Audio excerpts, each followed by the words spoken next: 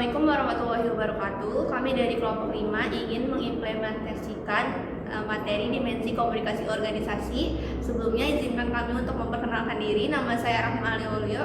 Saya Naila Alfara. Saya Alisa Janti. Saya Sunagara Salim Agenda. Sebelum kita masuk ke contohnya, kita perlu memahami dulu apa itu komunikasi organisasi. Komunikasi organisasi adalah proses pertukaran informasi dan pesan antar individu atau kelompok untuk mencapai tujuan bersama.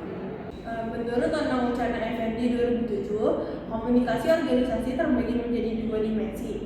Yang pertama, komunikasi internal dan komunikasi eksternal. Kali ini kita akan memperlihatkan masing-masing contohnya dalam bentuk adegan.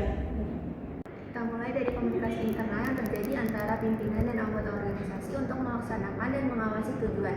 Dimensi pertama adalah komunikasi vertikal.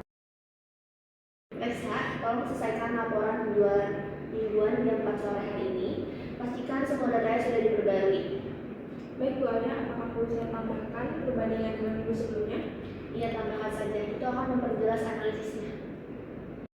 Adegan tadi adalah contoh komunikasi vertikal dari atas ke bawah berupa instruksi, petunjuk, dan informasi dari pimpinan ke bawahan, dan dari bawah ke atas berupa laporan, saran, atau pertanyaan dari bawahan ke pimpinan.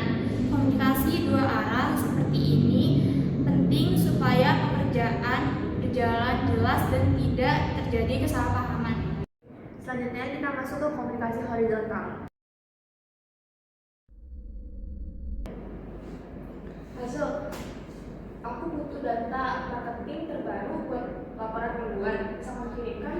Oke Reza, nanti setelah selesai rapat, aku kirim ke email kamu. Oke, makasih banyak Hazel.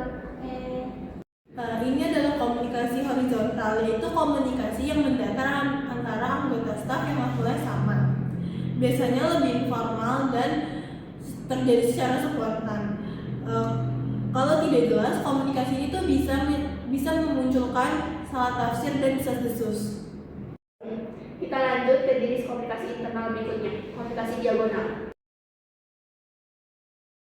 Bu Alia, saya ingin konfirmasi jadwal rilis produk baru apakah tetap tanggal 15? Iya, jadwalnya tetap. Silakan koordinasikan materi fokusnya. Baik. Tadi adalah contoh komunikasi diagonal.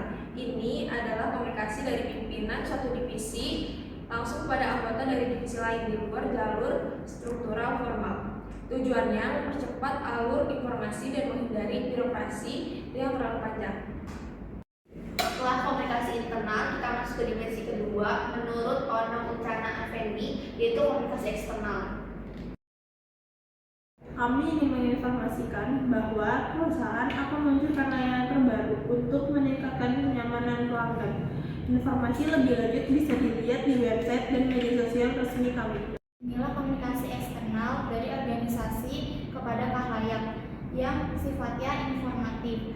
Tujuannya membuat khalayak merasa terlibat dan membantu penyelesaian masalah yang muncul. Halo, saya ingin bertanya tentang cara mendaftar layanan baru tersebut. Tentu Anda bisa mendaftar melalui aplikasi kami atau datang langsung ke kantor layanan kami. Kami siap membantu kapan saja. Itu adalah komunikasi eksternal dari khalayak kepada organisasi, berupa umpan balik atau pertanyaan. Jika respon masyarakat menimbulkan pro atau kontra, maka itu dapat membentuk opini publik yang harus segera ditangani agar tidak merugikan organisasi. Selain arah komunikasi, ada juga dimensi komunikasi berdasarkan fungsi dan prosesnya. Yang pertama adalah kepercayaan dan keterbukaan. Anggota organisasi harus berani dan nyaman menyampaikan pendapat tanpa rasa takut. Yang kedua, partisipasi. Semua pihak yang terlibat dan merasa memiliki tujuan organisasi. Yang ketiga, kerjasama dan pendengaran aktif. Ini mencegah miskomunikasi dan membangun budaya saling menghargai.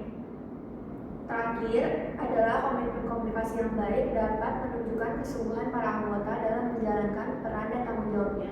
Dimensi komunikasi merujuk pada aspek seperti konteks, arah, dan elemen pesan yang membentuk efektivitas komunikasi. Semakin baik komunikasinya, semakin lancar organisasi mencapai tujuannya. Gunakan jalur yang tepat agar pesan tidak berubah dan menimbulkan salah tafsir. Terima kasih sudah menonton.